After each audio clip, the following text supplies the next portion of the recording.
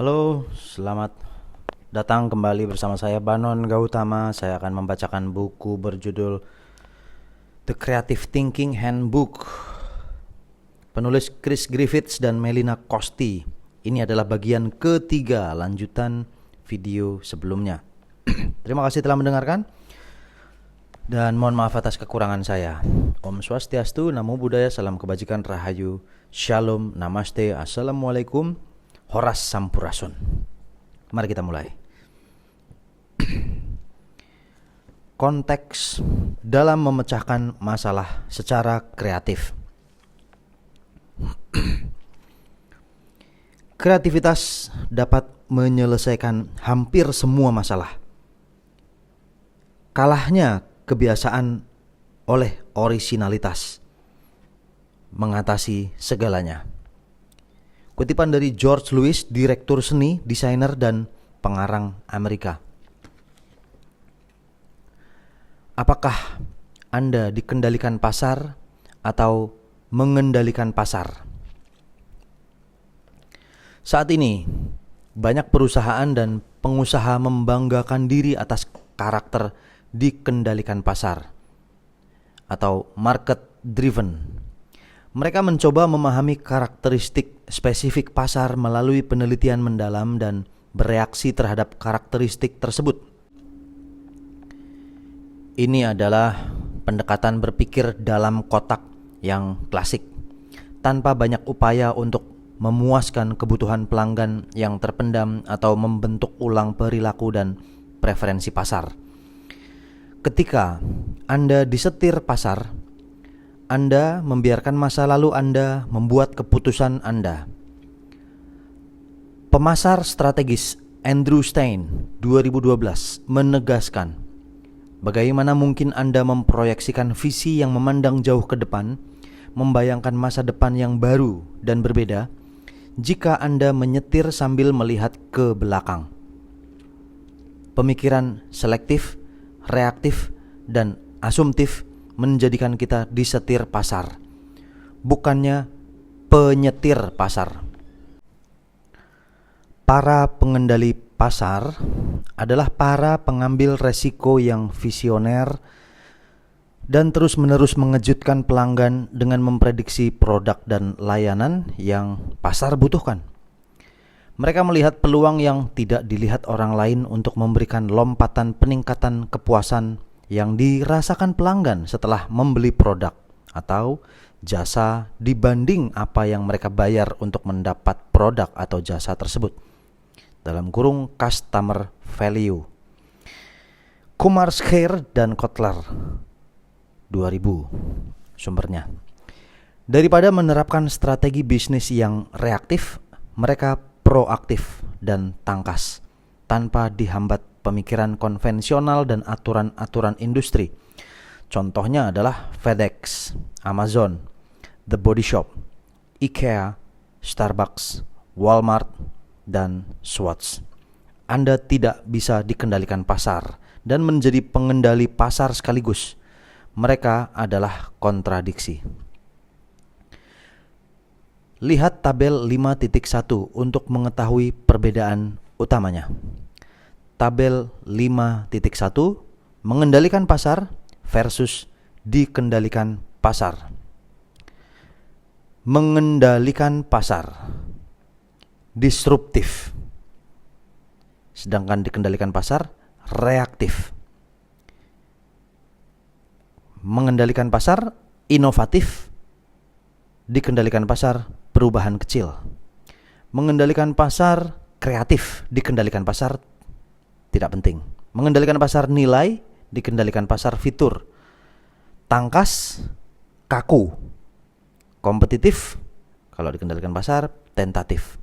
Mengendalikan pasar tegas, dikendalikan pasar tidak yakin.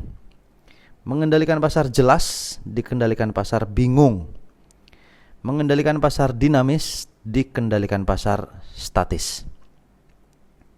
Bagaimana cara menjadi pengendali pasar? Untuk menjadi pengendali pasar, Anda harus berkomitmen untuk melampaui batasan pemikiran tradisional. Dalam iklim kerja yang selektif, reaktif, dan asumtif, proses pemecahan masalah biasanya hanya terjadi sebagai respon terhadap suatu krisis atau konsekuensi dari riset pasar biasa. Ini jarang memungkinkan adanya pencairan kesempatan. Mengambil alih pemikiran selektif, reaktif, dan asumtif membawa Anda ke posisi yang lebih baik untuk menyampaikan hasil yang lebih kreatif dan berguna dalam situasi apapun. Bagaimana caranya? Melalui proses yang memaksa otak Anda menerobos pola-polanya yang biasa. Ini sangat penting untuk mempersiapkan lingkungan yang produktif dan mendukung. Ingat, proses membantu Anda melakukan metakognisi, yaitu kegiatan berpikir tentang berpikir. Ketika menghadapi suatu tantangan, Anda mencapai hasil terbaik dengan menerapkan strategi dalam cara berpikir Anda untuk memunculkan keahlian yang tepat pada waktu yang tepat. Sudah saatnya kita berhenti memandang kreativitas sebagai suatu festival eksperimen dan pemikiran liar. Sebagaimana yang sering saya katakan, inovasi adalah sebuah proses, bukan peristiwa. Satu ide yang luar biasa tidaklah cukup. Sukses berjangka panjang dibangun oleh rangkaian ide-ide kreatif. Satu ide disusul ide yang lain, sehingga Anda terus berjalan menuju masa depan dan bukannya terjebak di masa lalu. Jika Anda terus berinovasi sebagai seorang individu, tim, dan organisasi, Anda secara dramatis meningkatkan kesempatan Anda untuk menang. Dan inilah inti dari permainan bisnis. Karena inovasi adalah sebuah proses, sangatlah penting untuk membangun sistem terkait praktik-praktik kreatif Anda agar Anda dapat terus-menerus membuat kemajuan yang berguna dan menerobos batas-batas di bidang Anda. Ya, beberapa inovasi adalah hasil dari kecelakaan atau kesalahan. Tapi sebuah proses formal tetap dibutuhkan untuk mengubah kesalahan dan wawasan tak terduga tersebut menjadi sesuatu yang praktis di dunia nyata.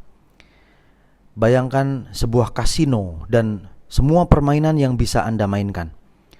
Semua permainan di kasino memiliki proses untuk menang dan peluangnya lebih menguntungkan pihak kasino. Pendekatan mereka dalam memastikan hasil yang bagus adalah melalui fokus setajam laser pada proses. Ini serupa dengan pemikiran Anda. Proses yang baik menjadikan pemikiran Anda lebih terfokus dan penuh kesadaran.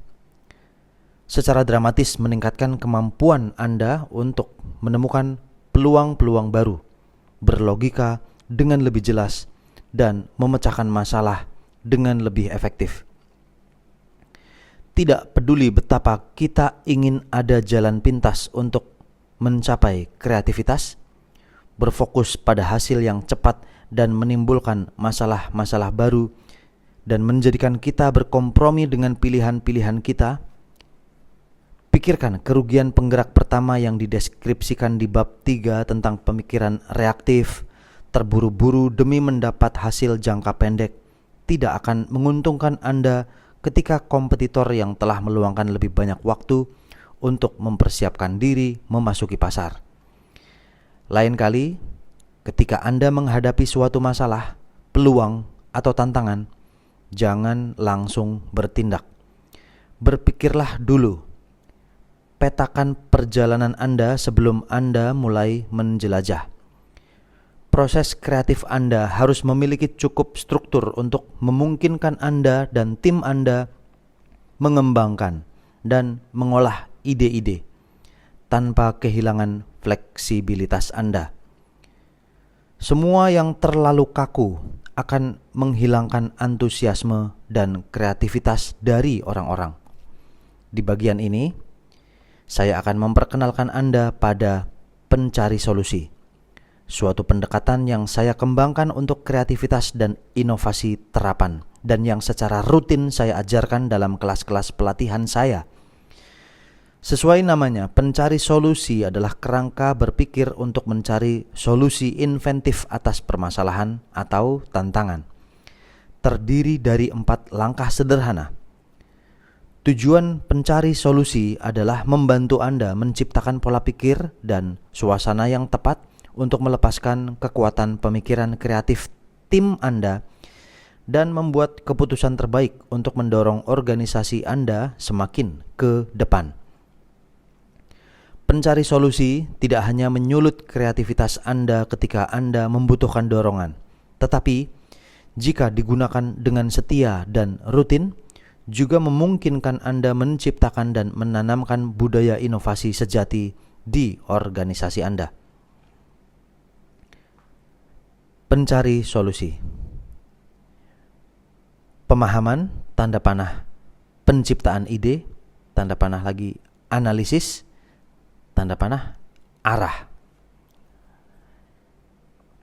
Yaitu definisikan tantangan Anda, munculkan ide-ide, mengevaluasi ide, menerapkan solusinya.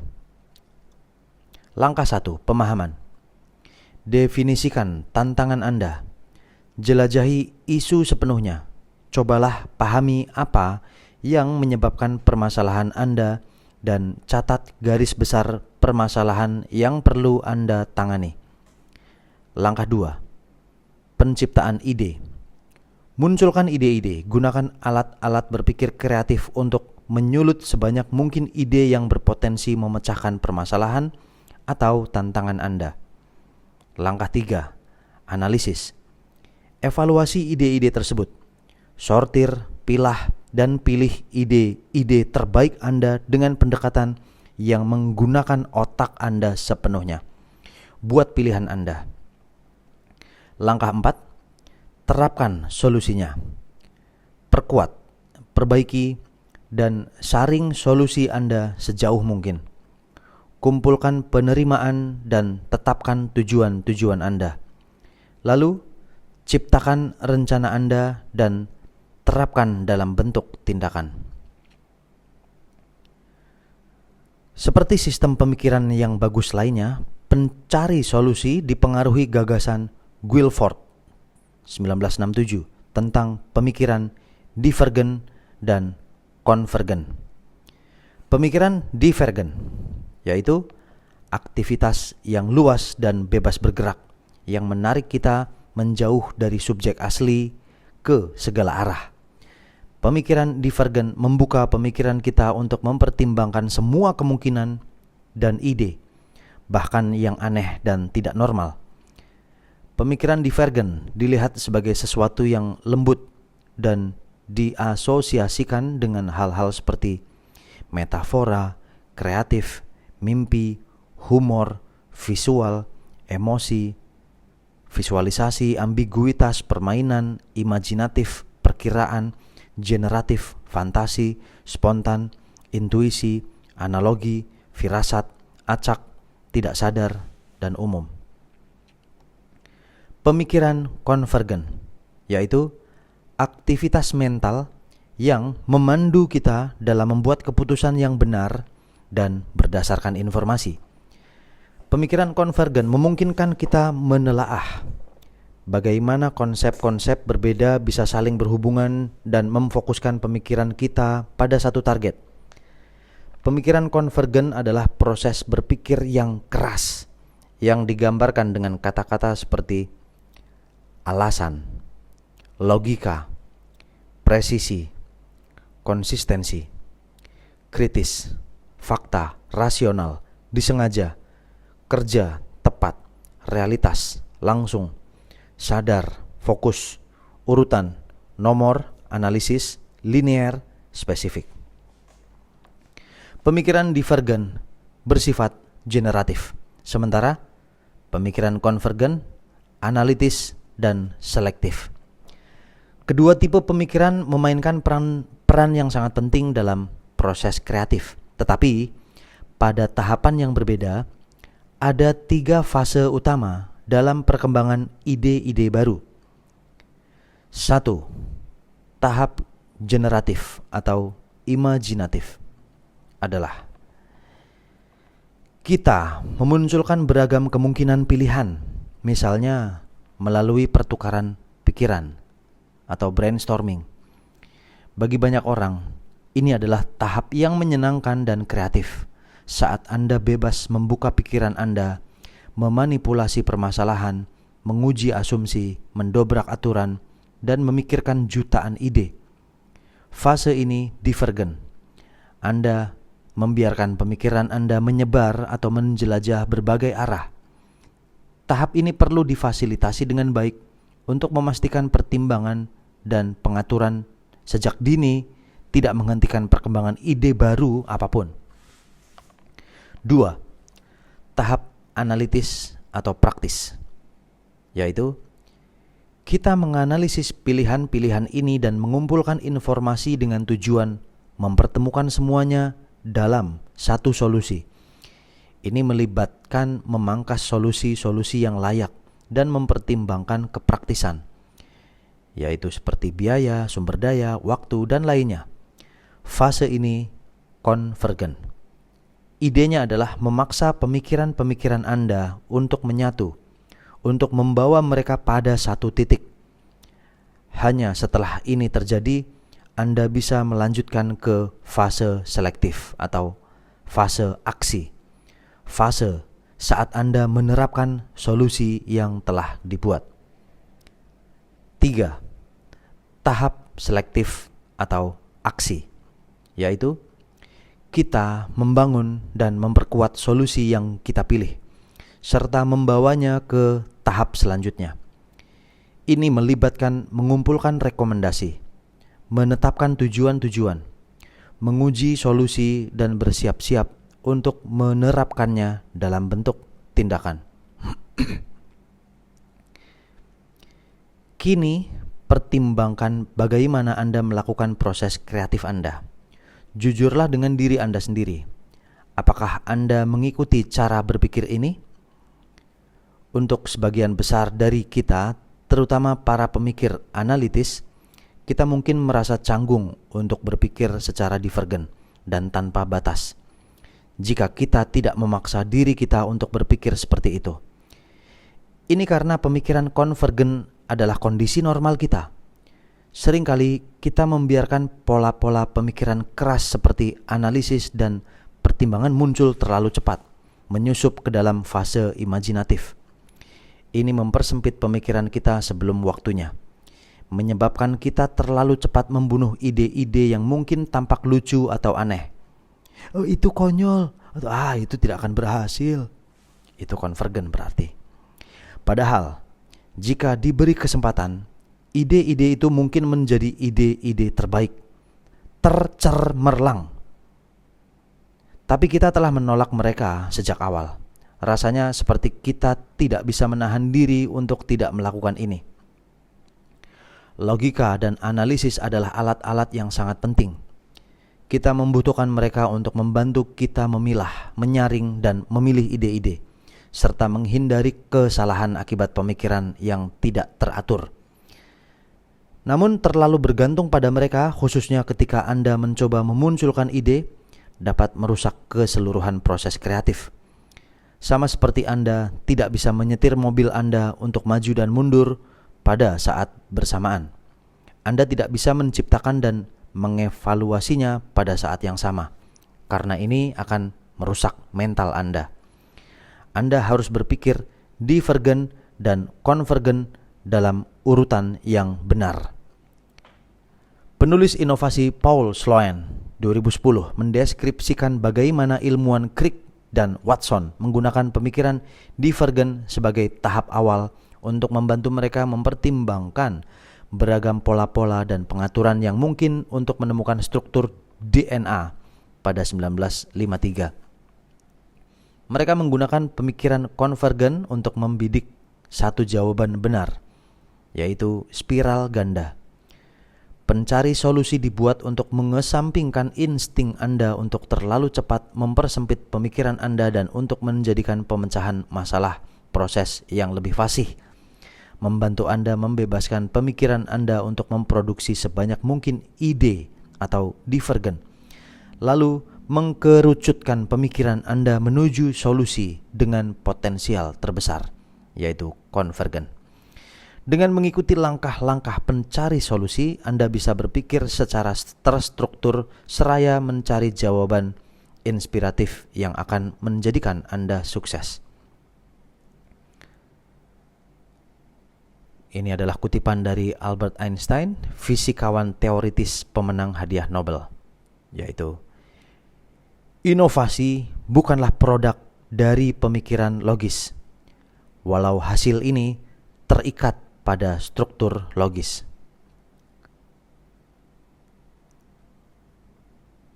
Bersatulah otak kiri dan kanan. Bahkan pada tahap evaluasi ide yang praktis dari pembuatan keputusan, kita perlu berhati-hati agar sisi analitis kita tidak mengambil alih.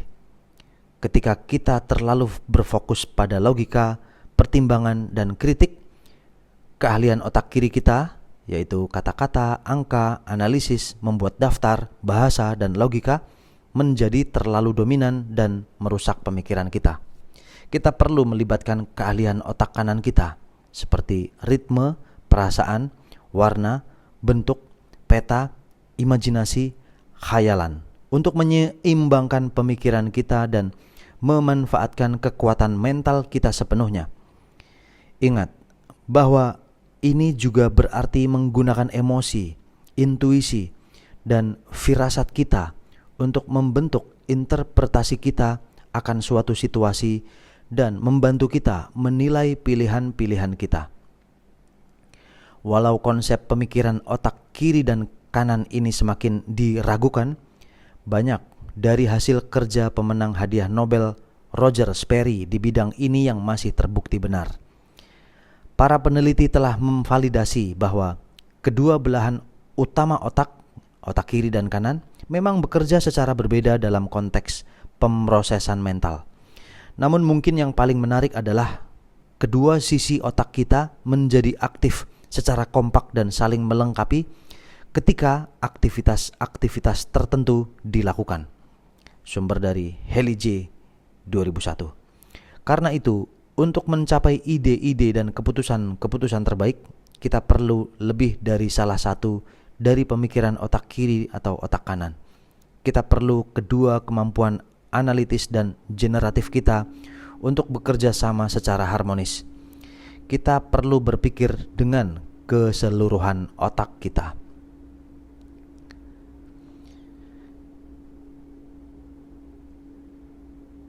Kita terbiasa menghabiskan sebagian besar waktu kita di tempat kerja untuk berpikir secara logis dan kritis.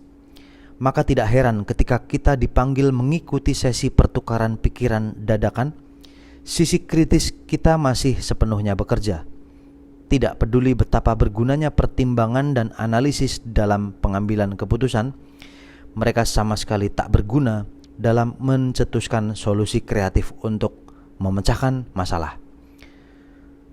Tujuan adanya sesi pertukaran pikiran adalah untuk beristirahat dari logika, agar kita dapat memunculkan sebanyak mungkin ide, tidak peduli betapa liar atau aneh ide itu. Kita berpikir dan bertindak secara praktis sepanjang hari. Jadi, mengapa kita tidak bisa meluangkan 1 atau 2 jam untuk menjadi sama sekali tidak logis?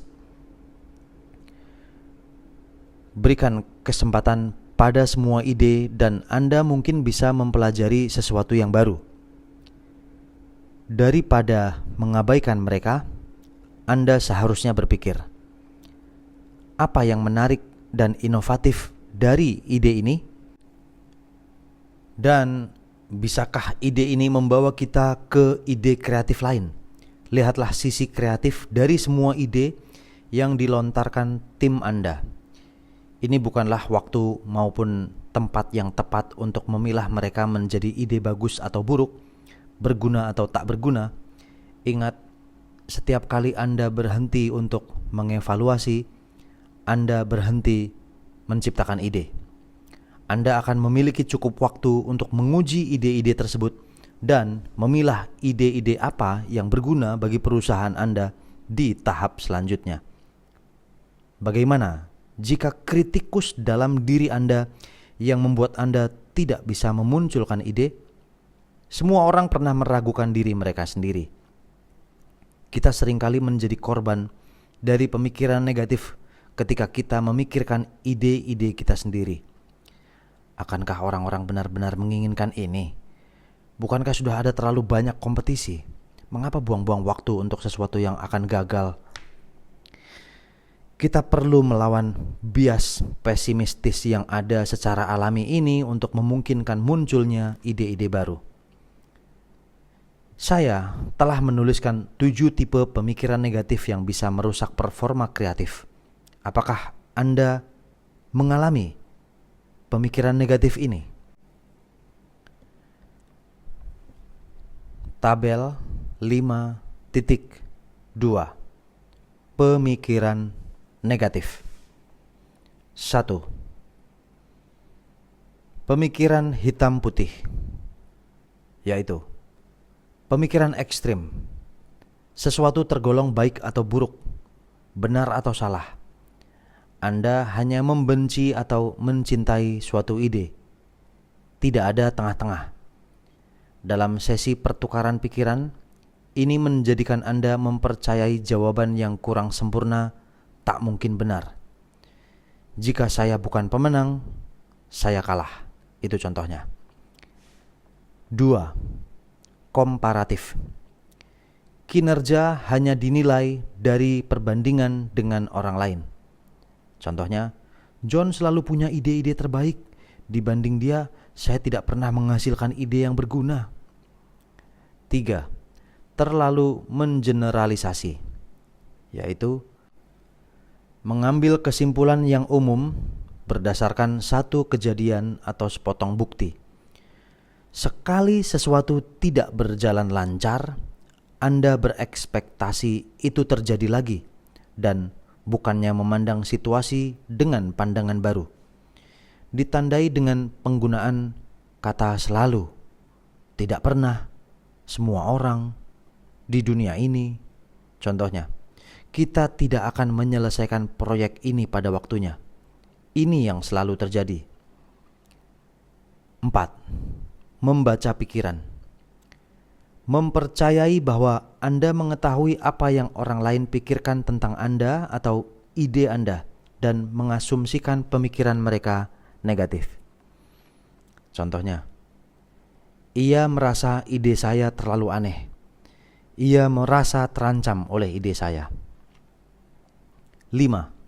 Memberi label, yaitu kita memberikan suatu deskripsi pada diri kita sendiri, orang lain, atau kejadian dan berasumsi label apapun yang serupa atau berhubungan juga berlaku. Contohnya, ide yang saya sarankan sangat buruk. Saya tidak bisa menjadi kreatif. 6. Mengharapkan yang terburuk, yaitu melebih-lebihkan peluang terjadinya bencana. Mengharapkan sesuatu yang tidak tertahankan terjadi, yaitu saya akan mempermalukan diri saya sendiri dan orang-orang akan mentertawakan saya. 7. Meramal, yaitu Anda tahu bagaimana sesuatu akan terjadi, sehingga Anda tidak repot-repot melibatkan diri Anda dalam situasi tersebut. Membuat prediksi negatif mencegah Anda bereksperimen dan mengambil resiko positif. Contohnya, tidak ada gunanya mencoba ide itu. Saya tahu itu tidak akan berhasil. Alat bantu kreativitas. Satu-satunya cara membangun kepercayaan diri kreatif Anda adalah dengan bertindak dan berlatih. Namun, memandangi kertas kosong dan menunggu datangnya inspirasi tidaklah efektif. Akan lebih membantu jika Anda memberikan kreativitas Anda panduan bekerja. Ada ribuan alat bantu berpikir kreatif dan pemecahan masalah yang dapat membantu Anda menyadari hubungan baru dan memahami semua data yang tersedia untuk menjadikan analisis dan pembuat keputusan Anda lebih efektif. Namun, teknik saja tidak cukup untuk menyulut lebih banyak perilaku kreatif. Mereka tidak bisa digunakan untuk memaksa orang menjadi kreatif. Sumber dari Cook 1998. Teknik-teknik menjadi sangat berguna ketika digunakan dalam situasi yang tepat, yaitu situasi yang bisa Anda ciptakan. Inilah tujuan radar keputusan dan pencari solusi yang bersama-sama menghasilkan situasi yang tepat untuk memungkinkan terkuaknya bakat kreatif terpendam kita. Pencari solusi mencakup metode favorit saya berdasarkan tahun-tahun yang dihabiskan untuk menguji alat ini secara pribadi maupun dalam kelompok. Alat-alat bantu kreativitas ini mudah digunakan dan telah dipilih secara khusus berdasarkan kesesuaian mereka dengan setiap tahapan berpikir kreatif. Berdasarkan apakah Anda membutuhkan pemikiran divergen atau konvergen. Ada banyak pilihan. Jadi Anda bisa menyesuaikan alat yang Anda butuhkan dengan masalah atau peluang tertentu. Alat-alat bantu kreativitas ini juga bisa menjadikan sesi-sesi pemecahan masalah Anda lebih menyenangkan. Dalam kurung, bonus yang selalu disukai.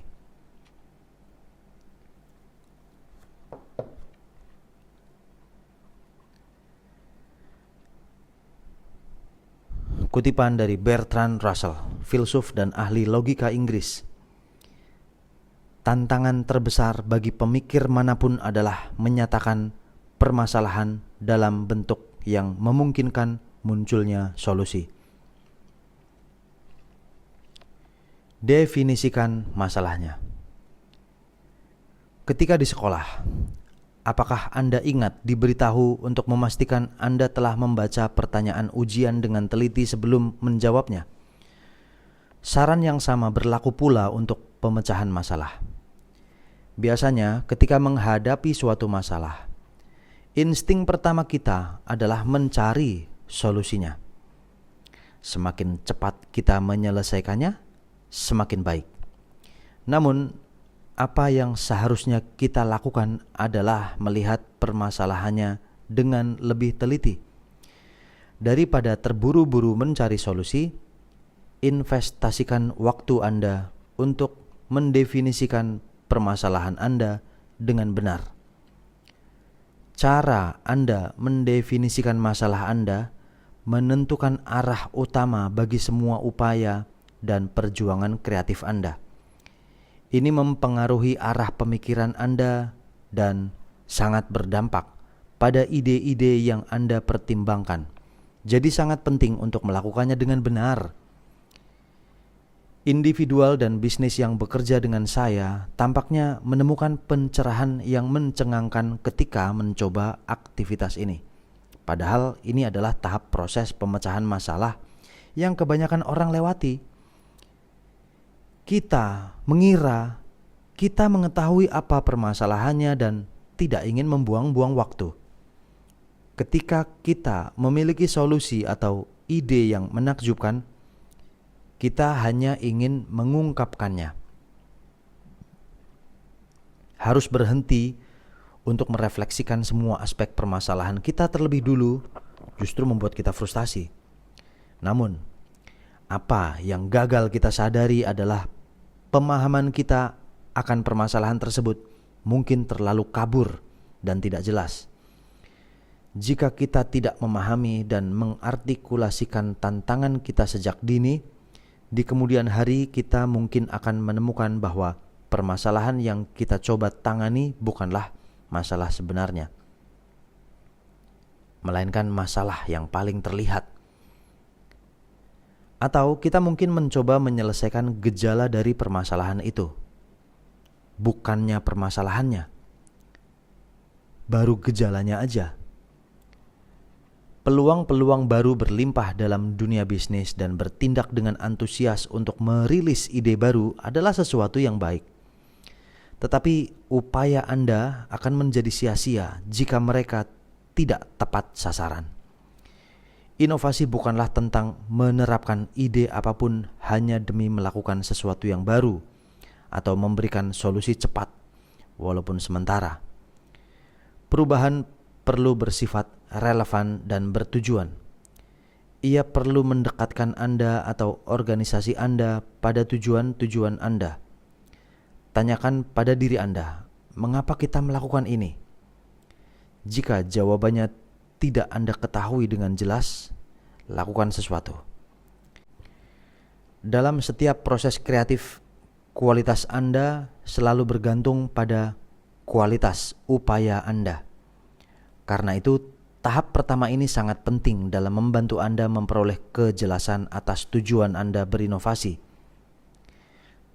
1. Mencegah Anda membuat pertimbangan secara terburu-buru dan melompat pada kesimpulan yang salah. 2. Membantu Anda mengecek dan menantang asumsi-asumsi Anda. 3. Memberikan Anda wawasan yang lebih baik atas penyebab-penyebab tersembunyi permasalahan Anda. Seperti mengapa ada masalah ini. 4. Memungkinkan Anda mengidentifikasi prioritas Anda sehingga Anda dapat mentargetkan upaya-upaya Anda dengan lebih akurat. Pada awal proyek berpikir, luangkan waktu bagi diri Anda dan rekan-rekan kerja Anda untuk secara akurat mendefinisikan dan memahami tantangan Anda, seperti memecahkan suatu masalah, mengacaukan pasar, menawarkan cara yang lebih baik untuk melakukan sesuatu, menangani ancaman saat ini atau mengeksploitasi peluang yang baru saja terbuka. Setiap tujuan atau masalah perlu mendapat perlakuan khusus dalam bentuk orang-orang yang dilibatkan dan data yang dikumpulkan untuk menanganinya. Cermati tantangan Anda dari berbagai sudut pandang agar Anda memiliki keseluruhan pemahaman atas apa yang Anda hadapi. Kumpulkan informasi tentang fakta-fakta dan perasaan-perasaan yang terlibat. Setelahnya, Anda akan memiliki semua yang Anda butuhkan untuk memunculkan ide-ide yang lebih baik dan berarti bagi isu atau tujuan Anda. Studi kasus. Masalah yang salah. Masalah dan tantangan dapat muncul dalam beragam wujud. Mereka bisa berupa kesulitan seperti pembelian ulang yang menurun, anggaran kita dikurangi, atau tujuan. Kembangkan produk yang sesuai zaman. Rebut kembali pasar. Mereka bisa sangat luas atau spesifik, internal atau eksternal, dan bervariasi dari perubahan kecil hingga perombakan besar dalam fokus operasional. Di sebagian besar organisasi, orang akan menghabiskan waktu berjam-jam untuk mencari solusi bagi isu yang sepele, atau dalam beberapa kasus, isu yang sebenarnya tidak ada. Mengapa? Karena pemikiran selektif, reaktif, atau asumtif mengarahkan mereka untuk melakukan hal tersebut. Mereka menangani apa yang mereka kira merupakan masalah atau peluang, dan karenanya membuang-buang waktu, energi, dan sumber daya yang berharga. John Lehrer, 2012, pengarang dari Imagine How Creativity Works, menyoroti contoh-contoh mencengangkan dari pendekatan tidak produktif seperti ini. Procter & Gamble menghadapi suatu masalah. Mereka membutuhkan pembersih lantai baru untuk mengepel lantai.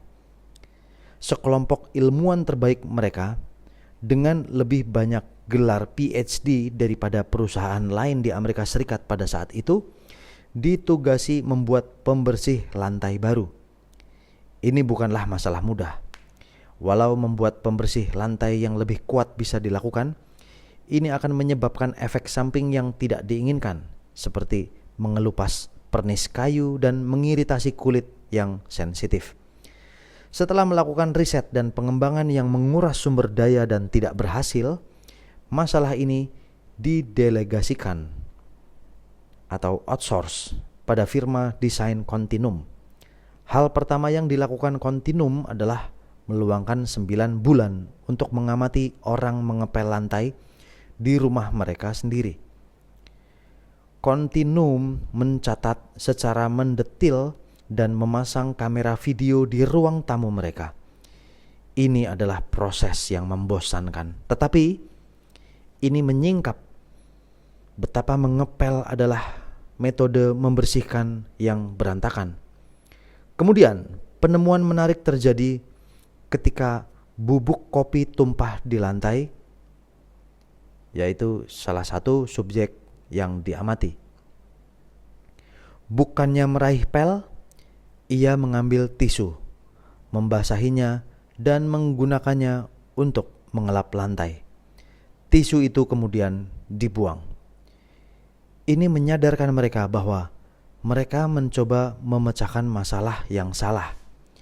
Mereka tidak butuh pembersih lantai baru.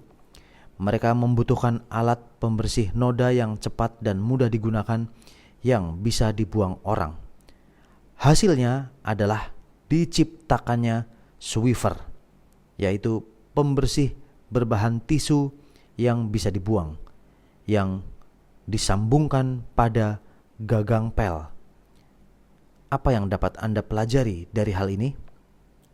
Sebelum Anda mencoba menemukan solusi, berhentilah untuk mempertimbangkan apakah Anda memecahkan masalah yang benar. Apa masalahnya?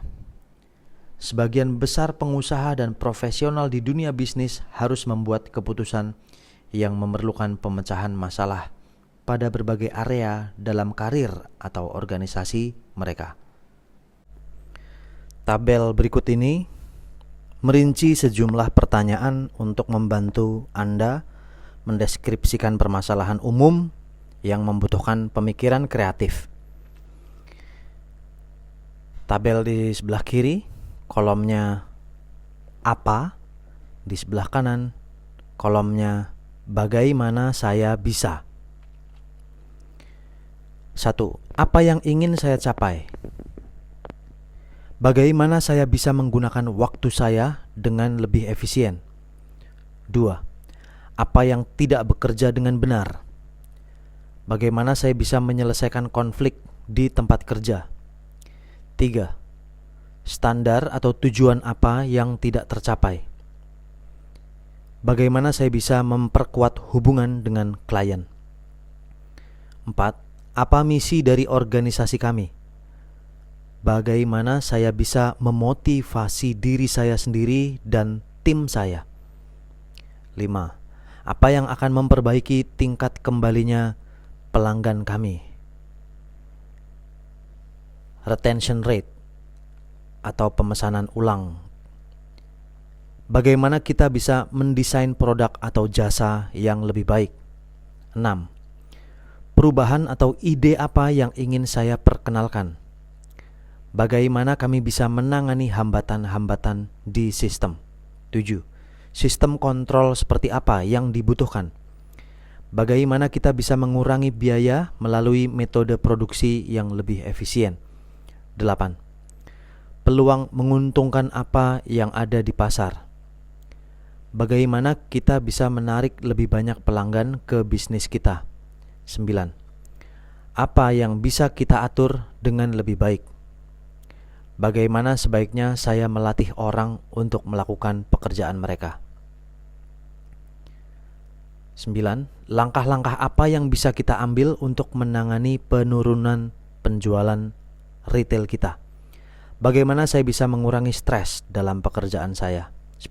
Apa yang tak pernah saya lakukan tapi ingin saya lakukan? Bagaimana kita bisa menjalankan departemen ini dengan lebih baik?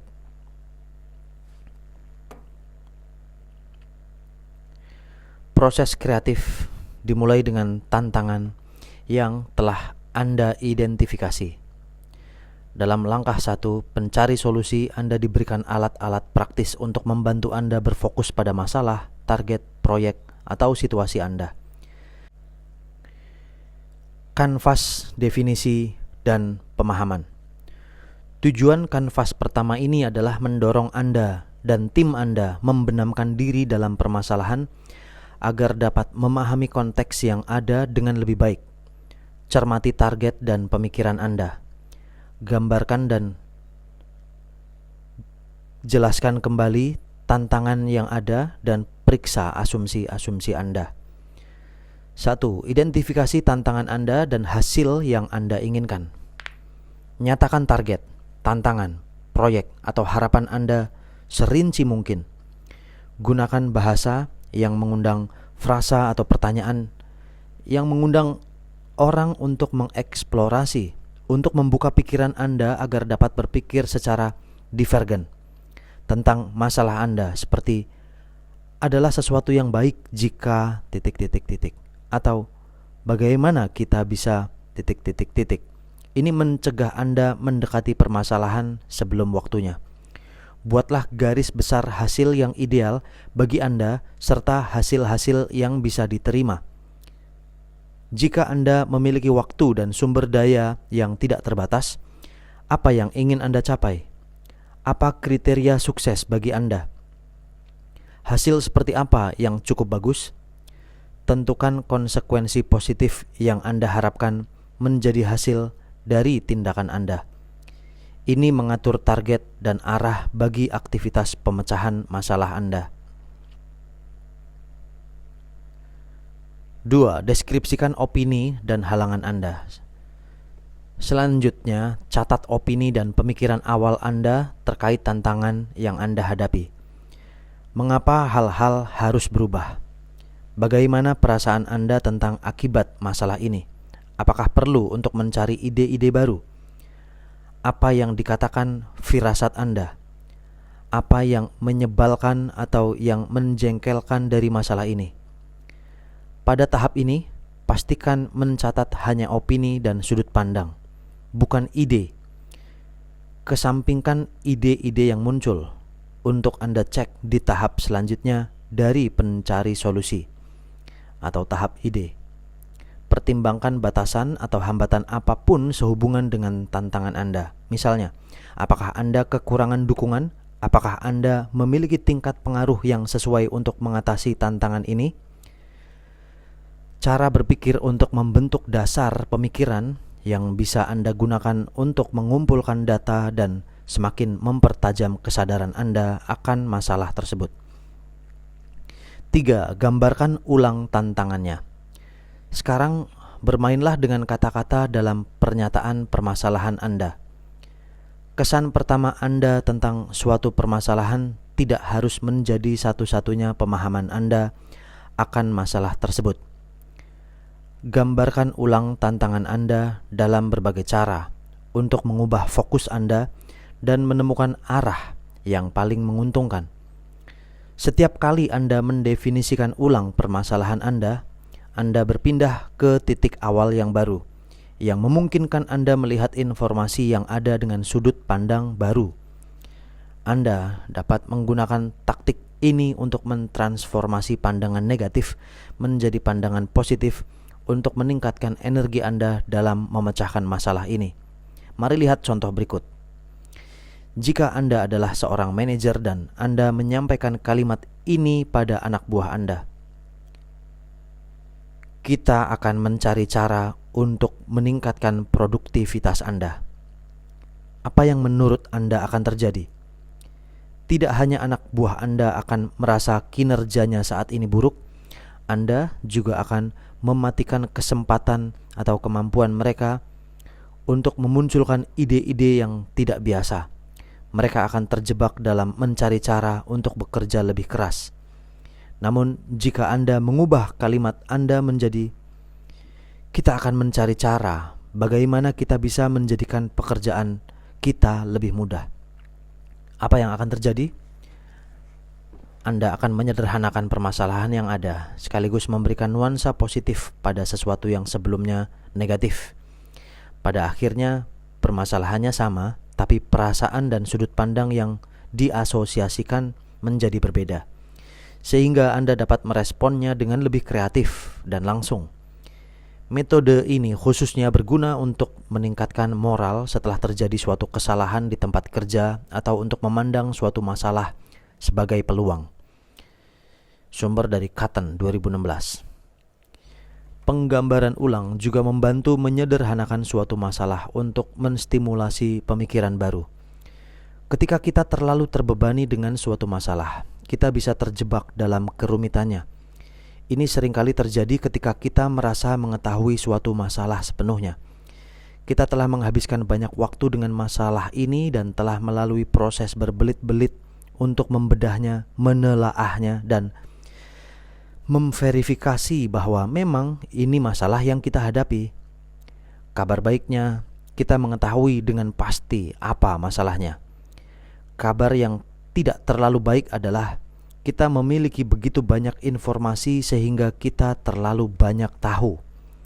Kita telah menimbun banyak alasan untuk melakukan sesuatu dan untuk tidak melakukan sesuatu, dan kita punya beragam pendekatan yang bisa kita ambil.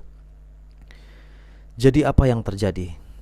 Tarik ulur dari begitu banyak pemikiran yang saling berkonflik pada akhirnya membuat mental kita macet dan ide-ide kita berhenti mengalir. Kita bisa mengembalikan semuanya ke titik awal dengan menggambarkan ulang masalahnya.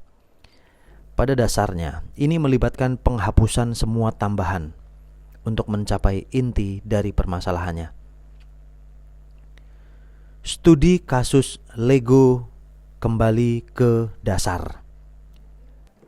Memandang tantangan atau misi Anda dengan jelas adalah salah satu cara terbaik untuk menemukan solusi kreatif. Pada tahun 1990-an, ekspansi Lego ke permainan perangkat lunak, pakaian anak-anak, aksesoris, taman hiburan, dan acara televisi telah mengaburkan merek Lego di mata pelanggan. Dan pada akhir 2009, pembuat mainan yang ikonik ini berada di ambang kebangkrutan. Walau tidak ada yang bisa menuduh Lego sebagai perusahaan yang tidak inovatif, faktanya mereka terlalu banyak berinovasi. Jelas bahwa Lego kehilangan jalannya. Justru dengan kembali ke dasar dan berfokus kembali pada tujuan awalnya, yaitu batu bata dan bangunan sebagai sistem permainan, Lego berhasil kembali ke jalan yang benar dan membangun kembali kesuksesannya. Sumber dari Robertson 2013. 4. Bongkar asumsi. Kanvas definisi dan pemahaman menggunakan matriks asumsi. Sauter 2007. Untuk membantu Anda memahami masalah Anda dengan lebih baik dan menantang asumsi-asumsi yang nyaris tidak terlihat. Di kolom sebelah kiri, yaitu apa yang kita ketahui, buatlah daftar semua fakta yang ada tentang masalah Anda. Ini harus sepenuhnya benar dan bisa diverifikasi. Jika Anda tidak bisa menemukan bukti pendukung pada poin tertentu, itu harus dimasukkan dalam kolom kedua, yaitu asumsi. Apa yang kita kira kita tahu. Ini adalah apa yang menurut Anda tahu, tetapi tidak bisa atau belum bisa Anda buktikan kebenarannya. Ketika melalui proses ini, Anda mungkin membongkar area-area ketidakacuhan yang relevan dengan tantangan Anda. Inilah informasi yang perlu Anda ketahui. Jadi masukkan dalam kolom 3 untuk riset, yaitu apa yang perlu kita ketahui. Selesai mengerjakan kanvas ini, Anda seharusnya memiliki ide yang jelas akan apa yang Anda ketahui, apa yang Anda kira Anda tahu, dan apa yang perlu Anda ketahui. Ketika Anda mencoba mengurai suatu permasalahan, bergantunglah pada fakta-fakta dan carilah informasi yang Anda butuhkan sehingga Anda tidak menebak-nebak. Alat ini mencakup pengumpulan data untuk membantu Anda menangkap masalah sebenarnya. Sangat berguna jika tantangan Anda abstrak atau ambigu. Cara yang cerdas untuk melakukan hal ini adalah dengan menggunakan pemicu pertanyaan universal, yaitu apa, mengapa, di mana, siapa, kapan, dan bagaimana. Mengumpulkan informasi dan mendekati masalah dari sudut pandang berbeda seringkali bisa memunculkan perspektif dan wawasan yang tidak biasa. Metode ini sangat dibutuhkan permasalahan kompleks yang mengandung banyak informasi, karena ia membantu Anda menginterogasi dan meramalkan kemungkinan dari hal-hal yang paling penting. Kutipan dari Eric Schmidt, mantan ketua dan CEO Google, yaitu, "Kita menjalankan perusahaan kita dengan pertanyaan-pertanyaan, bukan jawaban-jawaban." Apa fakta-faktanya? Cermati data keras seperti statistik, sejarah, dan faktor-faktor waktu, serta data lembut seperti opini, faktor-faktor manusia, sikap, dan perilaku. Apa yang telah Anda coba untuk memecahkan masalahnya? Apa yang bekerja dan apa yang tidak? Apa yang Anda coba capai? Buatlah sketsa target atau tujuan Anda. Apakah Anda mencoba memahami pelanggan dengan lebih baik atau memenangkan kontrak dari pemerintah misalnya? Mengapa? Jika Anda memiliki anak-anak, Anda akan terbiasa dengan saat-saat yang bisa membuat Anda gila ketika mereka terus-menerus bertanya, "Mengapa?" Apa yang sudah diketahui balita Anda adalah menanyakan mengapa menjadi cara yang hebat untuk belajar dan memperoleh pemahaman lebih dalam dari suatu isu. Tapi kita berhenti melakukannya sebagai orang dewasa karena kita mengira itu kekanak-kanakan atau kita sudah tahu semua jawabannya. Tanyakan mengapa setidaknya 5 kali hingga Anda mencapai dasar dari suatu masalah atau target. Ini adalah cara yang hebat untuk memastikan Anda menangani akar permasalahannya dan bukan sekedar gejala dari masalah Anda. Konsep 5 mengapa ini dipopulerkan oleh pabrik mobil Jepang terkemuka, Toyota, sebagai alat manajemen berdasarkan cerita tentang sebuah robot mesin las yang rusak ketika sedang dilakukan demonstrasi. Sumber dari Ohno 2006. Berikut contohnya. 1. Mengapa kita kehilangan klien XYZ bulan ini?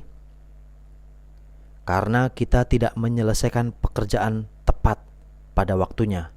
Lagi. 2. Mengapa kita tidak menyelesaikan pekerjaan tepat pada waktunya? Karena kita tidak memiliki cukup pekerja terampil yang ditugaskan dalam proyek tersebut. 3. Mengapa kita tidak memiliki cukup pekerja terampil yang ditugaskan dalam proyek tersebut? Karena kita tidak memiliki cukup pekerja dengan pelatihan yang dibutuhkan untuk jenis pekerjaan spesialis ini. 4. Mengapa pekerja kita tidak memiliki pelatihan yang dibutuhkan? Karena kita tidak memiliki cukup anggaran untuk memberikan pelatihan spesialis. 5. Mengapa tidak ada cukup anggaran untuk pelatihan? Karena pelatihan bukanlah prioritas perusahaan. Dan kita pun menemukan akar permasalahannya. Anda tidak perlu berhenti pada 5 level sebenarnya. Anda bisa terus mempertanyakan masalah Anda hingga Anda telah membangun gambaran selengkap mungkin atas penyebab-penyebab adanya masalah Anda. Di mana Anda bisa menyelesaikan masalah ini? Di mana Anda bisa menemukan bantuan tambahan? Temukan tempat atau lingkungan terbaik untuk menyelesaikan tantangan atau menjalankan solusi Anda. Tantangan Anda mungkin adalah sesuatu yang bisa ditangani dengan mudah di kantor atau di departemen spesifik seperti produksi atau layanan pelanggan, seperti customer service. Atau tantangan Anda mungkin lebih baik ditangani di kantor cabang khusus, toko tertentu, atau bahkan kantor klien Anda. Siapa yang bisa membantu Anda menyelesaikan masalah Anda? Siapa yang paling diuntungkan dari selesainya masalah tersebut? Identifikasi seseorang atau orang-orang yang bisa dilibatkan dalam solusi Anda secara langsung dan tidak langsung. Misalnya, Jika ada masalah dengan buruknya layanan pelanggan di rangkaian supermarket, sebagian besar tanggung jawab untuk menyelesaikan masalah ini jatuh pada staf counter layanan pelanggan. Karena mereka yang berhubungan langsung dengan pelanggan dan pada supervisor yang mengatur mereka, secara tidak langsung masalah ini dapat melibatkan banyak orang lain. Misalnya, anggota kunci di kantor pusat yang bisa membantu meneliti dan mengembangkan inisiatif layanan pelanggan untuk diterapkan di semua supermarket, dan mungkin tim HR untuk membantu menangani rendahnya moral staf.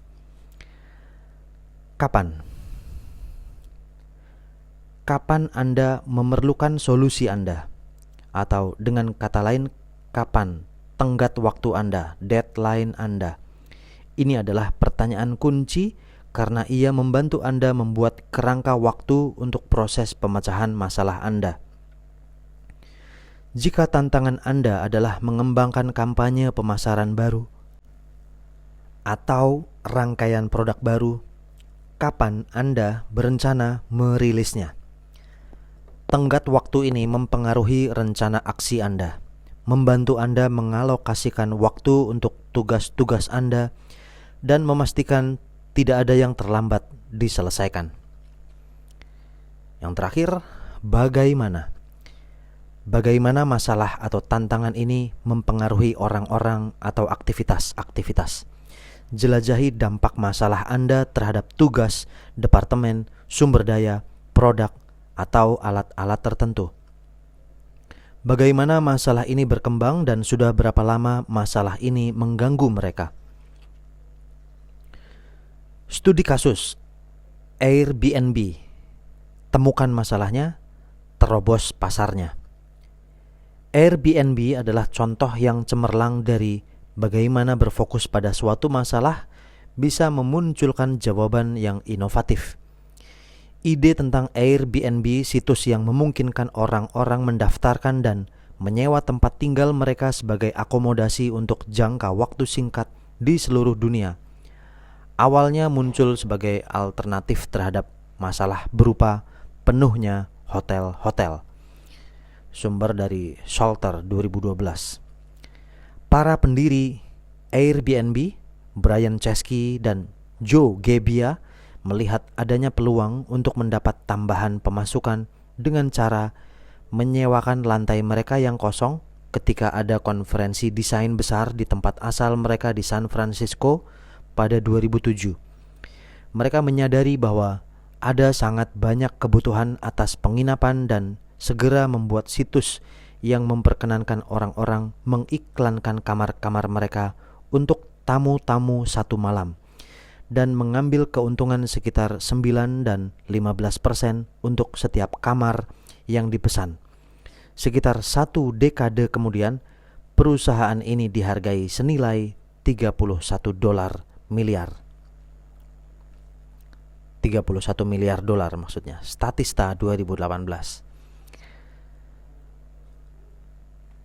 Satu cara yang unik untuk menjelajahi permasalahan Anda dan melepas batasan-batasan mental Anda adalah dengan berpura-pura menjadi orang lain untuk sementara. Dalam analisis masalah, perspektif atau sudut pandang Anda hanya menyediakan satu sudut pandang dari situasi yang terjadi. Sudut pandang yang kemungkinan akan memberi Anda hasil yang serupa dengan apa yang telah Anda alami di masa lalu ketika memecahkan masalah. Meminjam sudut pandang orang lain adalah tindakan sederhana yang bisa membuat perbedaan besar dalam seberapa kreatif Anda mendekati masalah Anda, karena sudut pandang baru ini memaksa Anda menerobos pola pendekatan biasa Anda. Orang-orang yang berbeda dengan beragam latar belakang, pengalaman, profesi, dan minat memandang hal yang sama dalam cara yang berbeda. Bagaimana seorang bintang TV memandang permasalahan Anda, seorang perawat, seorang anak usia 8 tahun, seorang sopir bus. Anda bisa keluar dari sempitnya pandangan Anda dan membuka dunia baru dengan meminjam perspektif mereka secara mental dan melihat masalah yang ada melalui mata mereka. Ini adalah pendekatan yang sangat menarik dan dengan mudah akan membangkitkan semangat dalam rapat apapun yang kurang bersemangat. Berikut cara melakukannya. Di halaman berikut ini ada seperti tabel lagi yang judulnya kanvas pengubahan perspektif. Di kolom yang kiri, yang paling atas tulisannya nyatakan tantangan Anda atau masalah Anda. Di bawahnya, bagaimana orang-orang berikut akan mencari solusi bagi permasalahan Anda. Orang satu, misalnya sopir bus. Orang dua, misalnya dokter. Orang tiga, misalnya anak usia 8 tahun, dan seterusnya. Tabel yang kanan, paling atas tulisannya apa yang akan saya lakukan jika saya tidak takut apapun. Kedua, apa yang perlu saya lakukan secara berbeda untuk menemukan solusinya. Ketiga, apa yang ingin saya katakan tentang bagaimana saya memecahkan masalah ini 1 tahun dari sekarang. Kutipan dari Einstein, kita tidak bisa menyelesaikan masalah dengan menggunakan pemikiran yang sama yang kita gunakan ketika kita menciptakan masalah tersebut. Langkah 1, identifikasi sudut pandang yang berbeda. Pilih acak sejumlah orang dengan peran, situasi, atau profesi berbeda. Anda dapat menggunakan orang-orang yang dipengaruhi masalah Anda, seperti rekan kerja, pelanggan, atau klien. Tapi jauh lebih baik jika Anda menggunakan orang-orang yang tidak ada hubungannya dengan masalah Anda. Seperti misalnya Sir Alan Sugar, adik Anda, seorang peternak, atau seseorang yang Anda kagumi. Anda bahkan bisa menggunakan tipe karakter seperti yang dideskripsikan Carl Jung, yaitu pahlawan, kekasih, orang bijak, penyihir, pelanggar hukum, dan lainnya. Karakter cerita seperti Putri Salju atau pahlawan super seperti Spider-Man. Semakin bervariasi pilihannya, semakin baik, karena Anda akan memiliki dasar yang lebih luas untuk menghasilkan solusi. Tabel selanjutnya 6.2 berisi contoh perspektif yang bisa Anda jelajahi. Ketika beberapa perspektif akan bekerja lebih baik dibandingkan yang lain, semua perspektif akan memperluas pemikiran Anda untuk menawarkan ide-ide yang valid. Saya sarankan Anda memilih paling sedikit 4 karakter berbeda untuk bermain peran atau role play. Cobalah untuk memilih peran yang tidak berkaitan satu sama lain agar mendapatkan pemahaman yang lebih menyeluruh tentang permasalahan Anda. Langkah kedua, jelajahi setiap sudut pandang. Selanjutnya, pertimbangkan bagaimana setiap orang ini akan memandang tantangan Anda. Tempatkan diri Anda di posisi mereka, yaitu pola pikir atau lingkungan mereka, dan bayangkan bagaimana mereka akan berpikir atau mendeskripsikan tantangan Anda. Coba tanyakan pertanyaan berikut ini. Apa yang akan menjadi faktor penting bagi mereka? Aspek manakah dari isu yang akan menjadi fokus mereka? Bagaimana mereka akan mendeskripsikan masalah Anda? Bagaimana deskripsi mereka berbeda dari deskripsi saya? Apakah mereka bahkan akan melihat ini sebagai masalah? Contoh-contoh perspektif dari peran ibu, ayah, badut, pembalap mobil, dokter, akuntan, pelawak, seekor anjing, Napoleon, pesepak bola, Dalai Lama, wartawan, pencuri, pilot, koki, Bill Gates, Ratu Elizabeth, guru, pensiunan, musisi, menteri, Spider-Man, anak kecil, petugas petugas perpustakaan, penata rambut, Kim Kardashian, Leonardo da Vinci, manajer penjualan, ilmuwan, Will Smith, Hulk, detektif, Cinderella, politisi. Buatlah daftar pemikiran dari setiap perspektif di lembar kerja kanvas Anda. Misalnya, menurut Anda apa yang akan dikatakan ayah Anda tentang masalah Anda?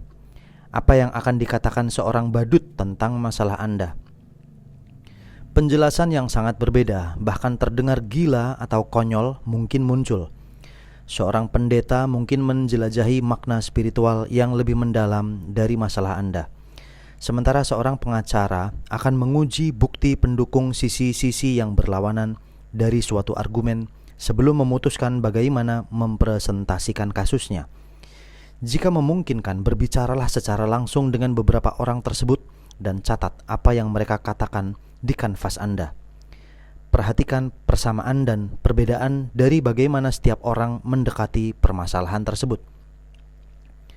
Cara lain untuk mengubah perspektif Anda adalah mempertimbangkan tantangan Anda menggunakan sudut pandang alternatif. Tanyakan ketiga hal berikut pada diri Anda. 1. Apa yang akan saya lakukan jika saya tidak takut apapun? 2. Apa yang perlu saya lakukan secara berbeda untuk menemukan solusinya? 3. Apa yang ingin saya katakan tentang bagaimana saya memecahkan masalah ini 1 tahun dari sekarang? Cara pikir yang lebih mendalam ini memaksa Anda memusatkan fokus pada inti dari apa yang ingin Anda capai dan mengapa Anda ingin mencapainya.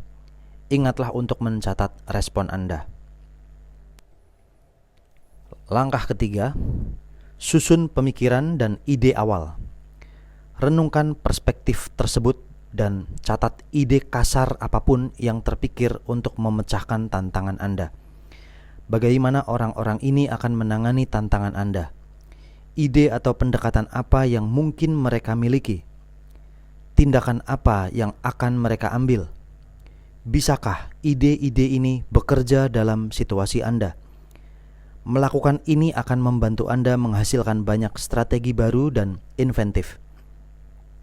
Terkadang, perspektif-perspektif yang tampaknya paling jauh dari masalah Anda bisa memberikan Anda perspektif yang Anda butuhkan. Jika masalah Anda adalah untuk meningkatkan penjualan dan Anda memandangnya dari perspektif seorang remaja, ini mungkin memunculkan ide-ide seperti menambahkan fitur-fitur yang lebih lucu dan menghibur pada produk Anda, yang mungkin membuat pelanggan rela membayar lebih demi mendapat fitur tersebut. Atau mungkin Anda bisa memperkenalkan tawaran keanggotaan yang keren sehingga orang-orang bisa merasa menjadi bagian dari kelompok mereka atau perusahaan Anda, yang mendorong mereka kembali berbisnis dengan Anda. Lihat bagaimana proses ini bisa membantu Anda. Daftar periksa pemahaman do and don't, yaitu lakukan dan jangan lakukan. Satu cara paling sederhana dan efektif untuk menjaga pemikiran Anda agar tidak keluar jalur selama sesi-sesi kreatif Anda adalah menggunakan daftar periksa atau checklist. Karena itu, saya telah menyediakan serangkaian daftar periksa yang bisa segera Anda gunakan untuk membantu Anda tetap fokus dan mengatur pemikiran Anda sesuai kanvas pencari solusi. Figur 6.4. Daftar periksa pemahaman. Lakukan dan jangan lakukan. Lakukan dan jangan lakukan. Identifikasi masalah yang sesungguhnya. Jangan hanya memperlakukan gejala-gejala dari masalahnya saja. Jangan memulai dari kesimpulan. Lakukan. Cari tahu orang-orang yang bisa membantu. Jangan improvisasi. Lakukan membentuk opini-opini. Jangan membuat asumsi atas apapun. Lakukan mengumpulkan fakta-fakta. Jangan mengumpulkan fakta-fakta sebelum memperoleh berbagai opini. Lakukan menetapkan batasan. Jangan mencari persetujuan umum. Lakukan kesepakatan tentang tujuan. Jangan khawatir dengan reaksi orang lain. Lakukan memastikan apakah suatu keputusan diperlukan. Jangan terlalu cepat menyukai satu pilihan di atas pilihan yang lain. Lakukan menggunakan pengalaman sebelumnya, yaitu mempertimbangkan mana hasil terbaik dan terburuk dengan solusi yang pernah dipakai sebelumnya untuk menangani masalah serupa. Jangan bereaksi cepat, kecuali itu adalah situasi antara hidup dan mati. Beraksi secara strategis. Lakukan mengemukakan kembali tantangan dengan berbagai cara. Jangan mengkhawatirkan dirimu sendiri dengan berbagai kompromi. Lakukan mencari opini yang bertentangan dan yang tidak setuju. Jangan langsung diproses meskipun ada ketidaksepakatan. Lakukan mulai dengan apa yang tepat, lalu menyelidiki apa yang dapat diterima. Jangan menggunakan pengukuran tradisional. Lakukan cari alat ukur yang cocok dengan tantangan yang sedang dihadapi. Lakukan paham jika ini adalah masalah umum yang sesuai dengan model saat ini. Poin penting. Langkah pertama dalam proses kreatif adalah mengidentifikasi dan mendefinisikan masalah. Analisis masalah dapat membantu Anda memahami sifat masalah secara keseluruhan dan penyebab-penyebab masalah, target, atau peluang yang tersembunyi sebelum Anda mulai mencari solusinya. 1. Kanvas definisi dan pemahaman. Siapkan situasi yang mendukung aktivitas pemecahan masalah Anda dengan merinci pernyataan masalah Anda, hasil yang Anda inginkan, opini dan batasan atau hambatan. Gambarkan ulang tantangan Anda agar Anda bisa memandang segalanya dari sudut pandang baru dan memberikan nuansa positif pada masalah Anda. Cari tahu apa yang Anda ketahui. Fakta. Apa yang Anda kira Anda tahu, asumsi, dan apa yang perlu Anda ketahui. Riset. Kanvas 5W 1H. Kumpulkan data untuk memperkaya pengambilan keputusan Anda. Tanyakan siapa, apa, di mana, mengapa, kapan, dan bagaimana untuk menginterogasi masalah Anda dan meningkatkan pemahaman Anda akan masalah Anda. Kanvas pengubahan perspektif. Lihatlah tantangan Anda melalui mata orang lain. Dekati masalah Anda dari berbagai sudut pandang alternatif. Ini membantu menerobos pola-pola pemikiran Anda yang biasa dan memberikan makna baru pada masalah Anda. 4. Daftar periksa pemahaman. Kuasai pemikiran Anda seiring definisi yang Anda buat ketika mengisi daftar periksa ini. Bab selanjutnya, 7. Pencari solusi. Langkah 2. Penciptaan ide. Kutipan dari Ken Robinson, pengarang dan penasihat internasional untuk pendidikan dan kreativitas.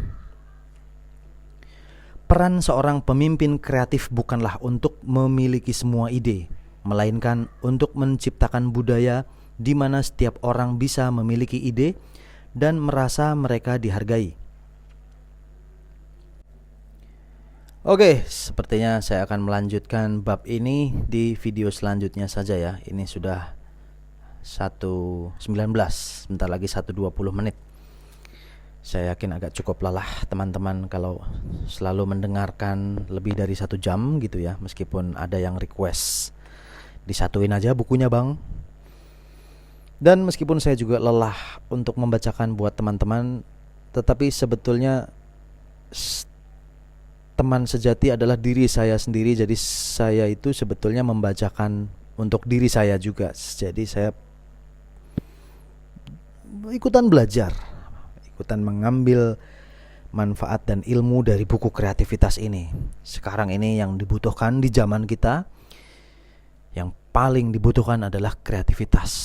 Tanpa itu lapangan pekerjaan akan semakin sulit didapatkan karena akan digantikan oleh AI atau robot.